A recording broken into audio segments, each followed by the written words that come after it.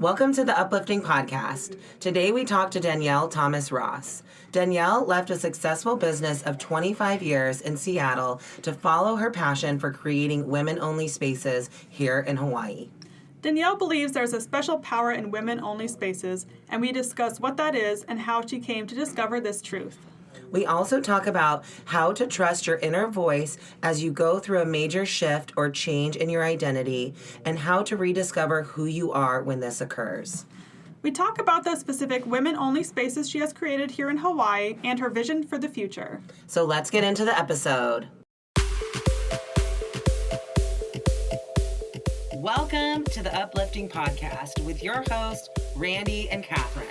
This is a space for powerful women to share their story and to be real and raw about the truth of living your life's purpose.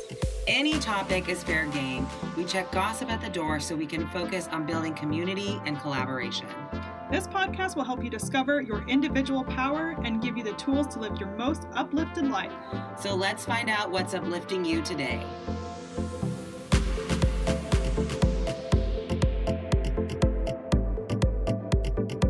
Welcome to the Uplifting Podcast. Today we have Danyale, and Danyale is an entrepreneur, facilitator, and speaker who believes that women-only spaces are valuable and necessary. She left her job of 25 years as a salon owner to pursue her passion for empowering women in a different way. She now hosts a podcast, Instigate Her, facilitates authentic relating games, specifically Sparked, and she leads a WomanSpeak circle here in Honolulu. So welcome, Danyale. Welcome, Danyale. Thank you. Thank you for having me. It's such a pleasure to have you on this morning, or this afternoon, I guess. So we're just gonna dive right in. We wanna know about your story. What got you to leave your job of 25 years as a salon owner, a very successful salon owner, I might add, to totally change your career and leave Seattle? Now you're here in Honolulu. Tell us what got you to this point. Wow. Well, that move was a couple of things that I became aware of my body breaking down from doing hair for so long. And luckily I had fashioned my business in a way that I could step from behind the chair and still have a profitable business running.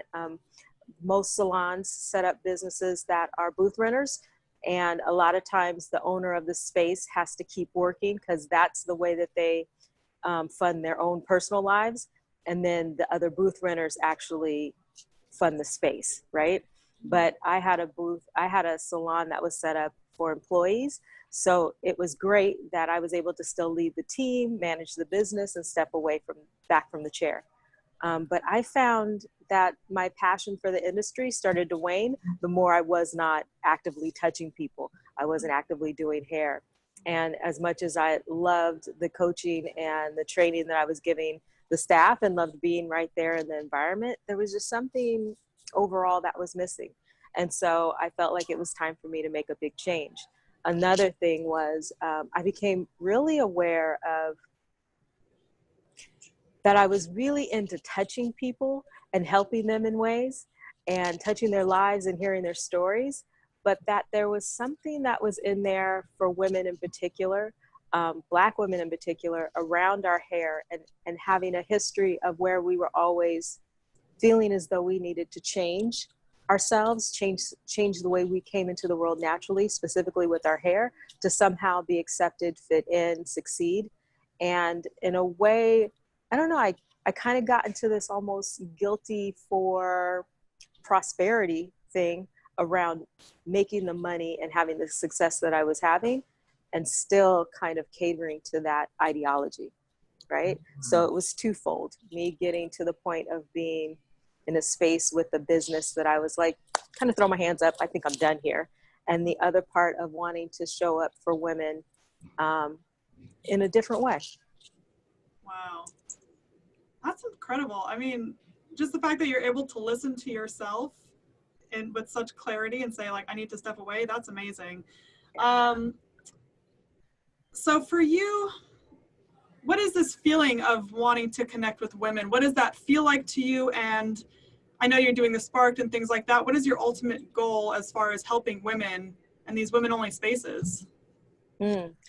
I've become really acutely aware to mindset and how our mindset really affects everything that we have, do, see as possible in our lives. And so in holding Spark and facilitating WomanSpeak, it's almost showing up as a grounding space where they can further explore these questions in their lives of who am I and what's important to me and how do I show up and how do we commune with one another. That I find that has a big part of really how we are able to express ourselves fully in the world. And so the way I see myself in, the way I see myself, sorry, somebody passed by. The way I see myself expanding that is starting to get into more mindset work for myself, but also how can I bring this as far as being a mirror for the women that I'm able to be in contact with on a regular basis. That's amazing. So, you know, I know that you believe that women-only spaces are valuable and necessary. Can you explain your belief behind that and kind of how that belief was formed in your life? You know, I guess I'd have to think about the fact that as a little girl, both my parents owned hair salons. My mom owned a hair salon, my father owned a barbershop. And so two totally different worlds, right? One was very male and one was very female. And there was always a different energy in both. And I realized that there was a healing that happened for both sexes in spaces that were primarily just for them, right? The men got a chance to really talk about issues that were important to them and just kind of relax and express themselves the way that men do without having to hold back in any way. And the women got the same thing. Women were able to come into the space and be cared for, to be touched, be listened to, have their voices valued. Oh, we lost you, Danyale. And so that makes, am I back? You're back, you're back. Okay, good. And so I think that foundationally, that had a big part of it. And in present day, in my own experience, having my own salon, even though it was, it offered space for everyone to come in. We had men, women, and children. Finding that I wanted to bring into the world what I needed, which was a foundational place for me to feel comfortable to be fully expressed and also be able to hold women in that same light. Wow. I think it's so fascinating because I don't think a lot of people can do what you did as far as stepping away from not only a career, but your own business, not just some job you worked at for 25 years, like your own business. I'm curious as to any potential shifts in your identity. How did you handle that? Did that come up? And then also, how did you find this new identity, or was it just kind of this fluid transition? You know, girl, I wish it was that calculated and that planned out. I wish it was. It was just me answering the overwhelming feeling within that it's really time for me to move on. And it wasn't a move that I did without fear, right? And I had to unpack a whole lot of things around that and then just kind of jump into it and because even to the point that it wasn't fully accessible. Like I had to make it happen, right? Black-owned businesses don't usually get sold that easily, right? And then having to structure it in a market to sell it, to show that it had value and that it could be run without me, right? That somebody else could step in and it was fully functioning and they could go ahead and move forward. So, I mean, that was me having to like really walk my own talk, right? Like saying, this is what I want. I've built this business to be of value and to function without me. Now I have to make sure that it sells, right? So it was a very conscious effort in that perspective. But then the whole identity thing, I realized after moving to Hawaii that was like, you know, I'm living my dream. When people ask me, what do you want to do? I said, well, I'm living my dream. I wanted to live on an island. I wanted to not have to work every day, that I wanted whatever investments I had already made to somehow fund my lifestyle, right? And I was willing to, I want to say the first 2 years after I sold, one of the things that me and my husband did was like just start to scale back, start to purge what wasn't needed, start to like get our lives into a very minimalistic place. And then landing here in Hawaii, realizing that my identity had totally shifted, and that people would ask me, I mean, that's one of the first questions that comes up when you meet someone. What do you do? And so I was almost relating everything that I did based on to what I used to do, right? And it was like, okay, well, who am I now? Who am I outside of my salon? And I found that to be a stronger question in my life that needed to be pursued and explored and played with. And I think that I'm just now getting to the fullness of who I am outside of the business that I created and left. So how do we really discover who we are after a big change or transition like that in our lives? Like whether it's, you know, a big career change like that, or maybe somebody, you know, is now newly single after being married for 25 years, or, you know, I mean, you made another big change in like moving to, you know, a new, totally new place, but like any transition, you know, after, you know, being a parent for 18 years and now not having any kids in the home, like how do you rediscover who you are when such a big part of your identity is changed? I think some of that comes from really exploring what brings you joy, where your bliss places are. And I think that changes with us, but that in each moment in time in our lives, the more we're able to tap into that and really get into it and own it, and bring it forth in our lives in other ways, right? So for me, it was community. It was being in groups. It was playfulness, right? And so when the opportunities showed up, I just started to pursue them more and pursue them more. And from there, then other ways to be of service in that same arena started to show up. My first Sparked game, like it really was enlightening to just answer the call to come play without knowing anyone, right? Which was a decision that I'd made probably the week before. It was like, okay, I'm here and I'm ready to explore. And how do I do that? How do I tap into community in Hawaii, right? It was super easy in Seattle in my shop because people came through the door all day long.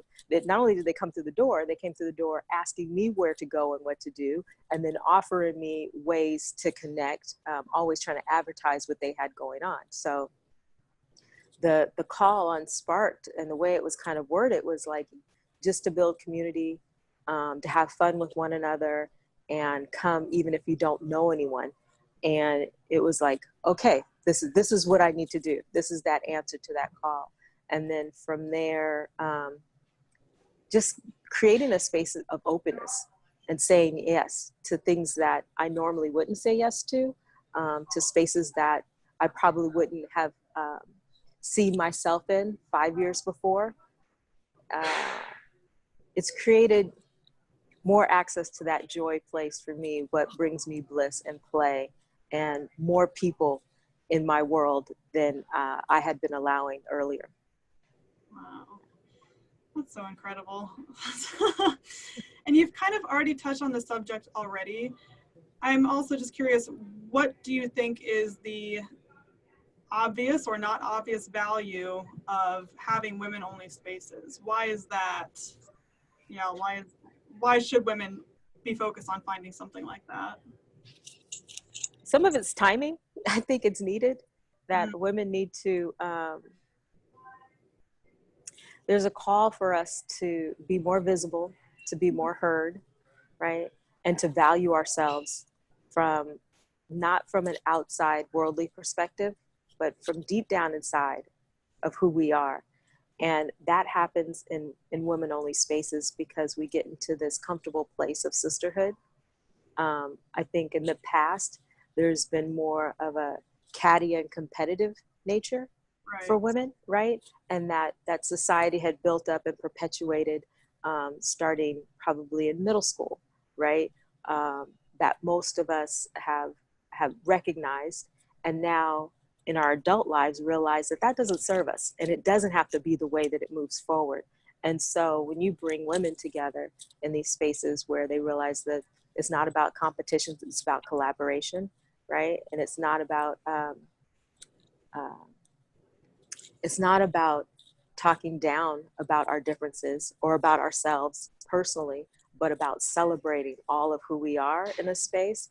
And the importance of that in a woman-only space, and the reason why that happens is because we're not the only ones feeling that, right? That once I let down my guard and allow for people to see who I fully am and be the opening for collaboration and love and celebration, then other women let down their guard and they realize, oh, like this is wonderful, right? So I just keep pursuing, creating those spaces for women only, because there's something that happens that perpetuates that competition between women when men are around. There's a place that we go within ourselves that kind of shrinks and has historically, that when we practice this new way of being with one another in woman-only spaces where we're able to do it collectively, we're able to kind of practice and strut around and celebrate one another, that it becomes less likely that we will shrink when we're in spaces that contain men too. Mm-hmm. And do you think that it's just the power of women-only spaces, or is there like another key ingredient in the women-only spaces that really facilitates this authentic relating with other women and the ability to no longer feel that competition towards women? Because I know for so long, like, I avoided women-only spaces because I was like, well, I don't really relate to women on that, like, you know, I'm not the girly girl, like I can't, you know, like I kind of avoided that. So like, do you think that there's another piece that's like super important in those women only spaces that allows us to build that sisterhood? I think that someone has to hold it up to not be that type of space. I mean, I had been in those spaces before. I'd want to say that probably in high school that I was either a loner or one-on-one. I hated groups. Definitely hated groups of girls, right? Like avoided them because because there was that dynamics where there was at least one girl who had to be the one, right? And her oneness was always in reflection of letting everyone else know that they were not the one, right? And I think that what has to happen in these women-only spaces where women start to feel like, okay, that's not the same experience, is that there has to be someone consciously holding up that that's not what this is about. That the competitiveness and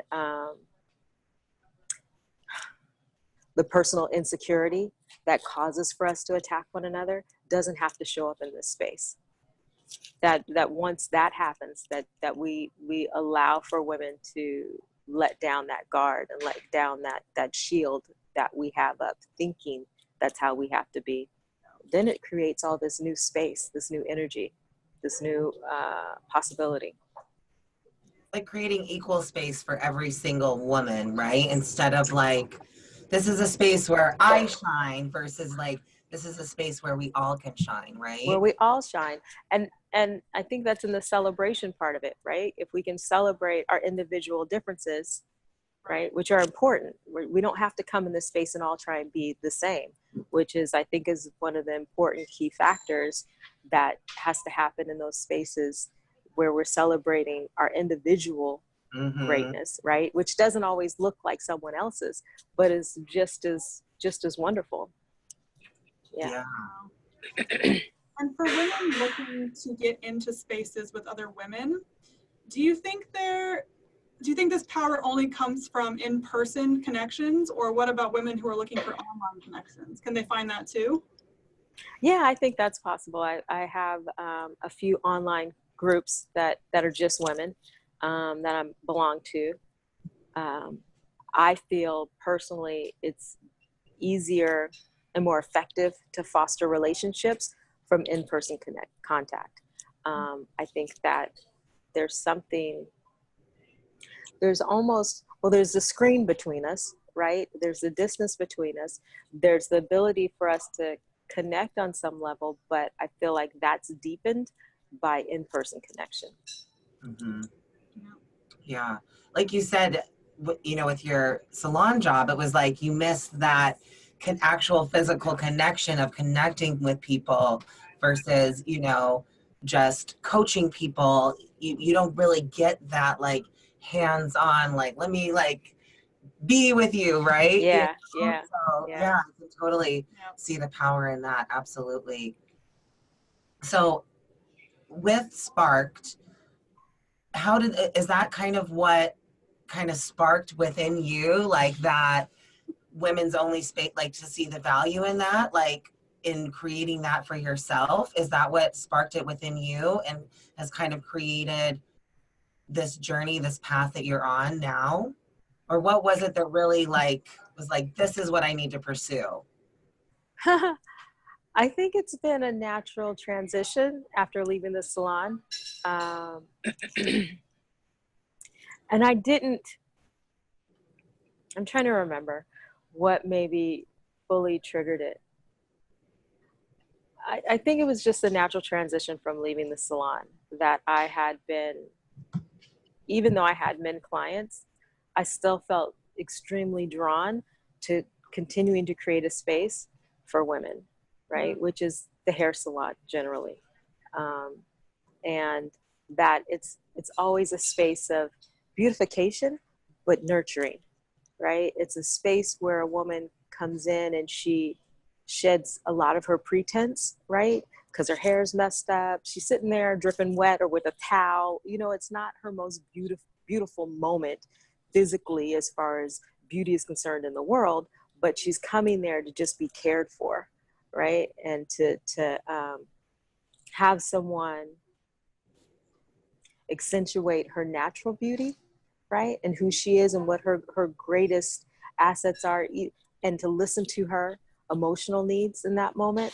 And so there was so much that came from the salon. There was community building.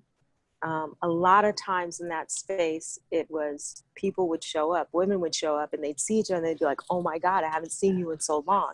And they would sit down and have a 3-hour conversation, right? And just kind of catch up on all the things that have been going on in their lives and in the company of other women, where the conversation, someone else might jump in and add something. So there was already this incredible dynamic that had started from my understanding and my perspective, that I just wanted to see continue in other ways, and understood the value of it, not just for me personally, but for what the women were getting for themselves. Wow. Yeah, it almost seems like, you know, when I know you mentioned before how the value of what you were seeing in the salon of trying to change women externally, and that wasn't really matching your, you know, your internal values. It seems like you were able to kind of shift into what you're doing now, where it's like it is more of an internal transformation that you're facilitating for these women instead of that external transformation like in the salon. So it's Yes. like it does really, even though you didn't intend it this way, it's like such a beautiful evolution of how you went from helping women become more beautiful externally to realizing, okay, that doesn't really like connect with my values anymore, to now shifting to like, I'm helping women become more beautiful internally and like holding that space for them. I just think that's such a incredible evolution. Thank you. No, it wasn't intentional, but and it's ongoing, right? I feel like when I left the salon, I also jumped into several different businesses, right? Like I became the salon owner's mentor and clarity coaching around business, and a lot of those things were great. They were virtual, but I felt like they were an underservice. I felt like there was so much more that I wanted to do as far as of service for women, but also from the perspective of getting into the issues that clients were showing up with. That great, we took care of what your business needs were, what clarity you needed around what you were trying to build. But the conversations always went into this space of having to really address their fears, whatever insecurities that they really had, things that were old wounds from childhood, right? Or old experiences that they had had. And I felt like, okay, if we could have space to really unpack some of that, right? Hold each other in awareness and consciousness of being able to share it, because once you share it, once you open your closet and let the bones fall out on the floor for yourself, right? Like nobody, there's the energy about that, around that starts to just go away. It just dissipates, right? So just realizing that there was some other important work to be done within that was important for me to start to explore. Another thing that we mentioned in the introduction, but we haven't talked about yet, I want to know more about your podcast, Instigate, and who you're looking to motivate and inspire and help, and what kind of women you are interviewing. Okay, so I haven't interviewed anyone yet. I do have a list all for 2019. Hopefully, so getting that working, right? And hoping to see both of you ladies on the podcast in 2019.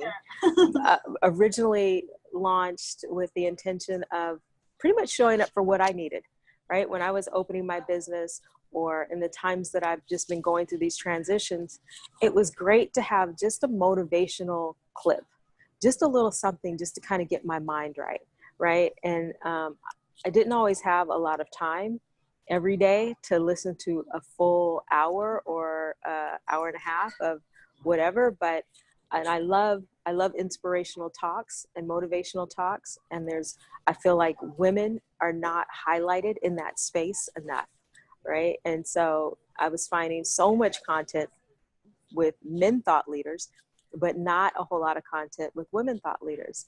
And so I really designed the podcast around featuring women thought leaders with an inspirational or motivational message delivered in minutes. I really respect that, because I totally agree with you and see that, like you're saying, every thought leader is like a Tony Robbins or Gary Vee or whomever, it's all these women. It's like, where are the women? We're inspirational, motivational. What the hell? Yeah. I applaud you for that. That's amazing. I also like the idea of the short form format, because like you said, not all of us have like time to listen to an hour-long podcast, or except for this one, right, guys? Yes, right. I mean, after you listen to the uplifting podcast, you don't have any more time in your day to listen to anything else. So it's like, of course, like those little mini, like I feel like in so many moments, like maybe I'm about to like go do a heavy lift, or like going to like do a speech. Like if you could just like hear that motivation like really quick, I think that's super powerful. So yes, everyone, make sure you go and check out Danyale's podcast. We'll make sure to link it in the show notes. Thank you. Yes, that's so powerful. I think it's, like you said, it's what you needed, but I feel like so many other people need this in their journey as well. Mm-hmm. So one thing I wanted to touch on a little bit, because you talk about it, is the power of yes. So a lot of times we hear about, the power of saying no and how we need to learn to say no more, which I believe is totally true. But on the other hand, there is power in saying yes, right? Yes. Especially to things that maybe push us out of our comfort zone. Yeah. So could you talk about that a little bit? I feel like Sparked was that first yes, and it led me down a path of just continuing to say yes to things that, like I said, maybe it was outside of my comfort zone, maybe it was outside of who I felt like I fit in with, right? But the offering for the experience was there. So I have found the power of yes to be most rewarding and profound when we're clear about who we are and what we want in the world, right? And so when your yeses become so much more clear and so much more precise, then it creates the opening and the offering for you to have all this come into your life. And I think that we waver a lot. A lot of times we say maybe. Like recently with consent workshops that I've been doing with Tika Scott have been great, because it's kind of reaffirmed, yes, if you're a maybe, you're really a no, right? But if you're a yes, the clarity of your yes, the strength of your yes, and the power of that to pull you in to something so wonderful and explorative is great. So I think that it's good to know when you're clearly a no. It's even better to know when you're a fucking yes. Yes. Hell the fuck Yes. Hell the fuck yes. I think that's what's important, is just when you say yes, it's really just connecting with yourself, and it's learning to listen to yourself. Because yeah, like you said, you know when you're a no, and you know when you're a yes. It's just trusting that and listening to that. That's what's imperative. That's all of it. That's all of it. Yeah. Yeah. But I think so often we lose that intuition because we're not used to listening to our inner voice, right? Mm-hmm. We're like, oh no, I don't, that's not really true. Like I'm just being, whatever. Try to And validate, justify. exactly, we're trying to justify, validate it, and instead, it's that we're not really listening to ourselves, and so it becomes hard to really hear that voice. Yeah. But, I think so much of your personal journey, Danyale, has been about listening to that inner voice, saying yes at the right times, because that's what's really created those opportunities that have led you on this journey. Yeah, truly. I think that, and trusting the yes, right? There were so many times where I had no idea how the shit was going to work out. Absolutely none, right? And just trusting that the reason why I was called to say yes is so powerful. And even though I don't know how I'm going to make it happen, I still know that it will happen, right? Mm-hmm. That the possibility is still there, that the universe is leading me in the right direction based on the deep resounding yes that I'm feeling. So there does have to be a trusting within that. Absolutely. It's like getting detached from like the how, right? Like Mm-hmm. how it's going to happen, and just trusting that it will, right? It's eventually, by some means it's going to happen. I love that. Yeah. But again, it's getting really clear, right? On what your inner voice is saying, what your inner yes is saying, and listening to that so that you can really lead your life from that trusting, knowing place. Totally. So before we ask our last question, is there anything that we haven't asked you that you feel like you would like to share with our audience, or you wish we would have asked? No, I think you guys have been really thorough. We've even gone some places so I wasn't even sure we were going to go that I'm loving. Yay. All right. Yeah. Good. I'm so glad. It always seems to go that way. Yeah. When you listen to your inner voice. Yes. Yes. And that's, I think I just want to acknowledge you, Danyale, because you have really taught me the power of listening to that inner voice and just trusting that it really is there. And through WomanSpeak, which for those of you I didn't mention, Danyale is my WomanSpeak leader. So you have given me the space to help me discover my inner voice, my inner truth. And so I just want to acknowledge you, Danyale, because you really are creating such an impact in this world. You have personally changed my life. So I just want to thank you for creating these women-only spaces, because they are valuable and necessary. So thank you. Oh, and for our final question, we like to leave our audience, if you could give them 3 little tidbits of advice some actionable steps that they could take today that would uplift their lives. Mister, you're welcome. Okay. 3 tips to uplift your life. 1, you are enough. Write that on your mirrors, put it in your car, put it on your cell phone, but remember that you are enough. Whatever it takes for you to hold yourself in the highest value every day, all day long, and know that you are enough. That's 1. 2, discover your joy. Discover what brings you bliss, what brings you happiness. And if that means that you have to take a hiatus and say yes to a whole bunch of things that you weren't quite sure about so that you can explore what that really is for you, do that. And 3, answer the calling that it's inside of you. It's drawing you. It's talking to you all day long. Instead of arguing with it and trying to answer it back and discuss it right in your own mind, say yes. Yeah. Perfect. I love it. Thank you for sharing those. Yeah.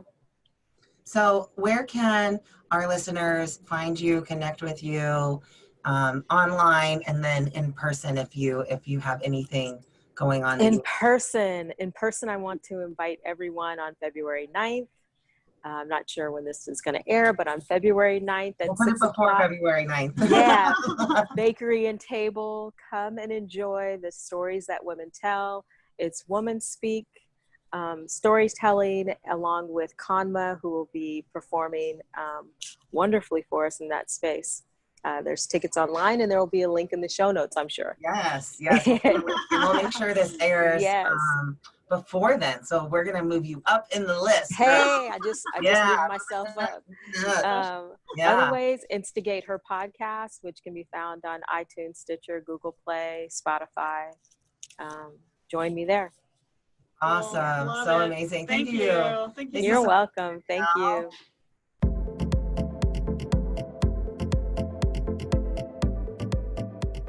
Thank you so much for sharing a piece of your day with us. Please rate and subscribe to the podcast on whatever platform you're listening to us on. To continue the conversation, follow Catherine and Randy on social media. Our links are listed in the show notes. We can't wait to share another powerful story with you next week. And until then, stay uplifted.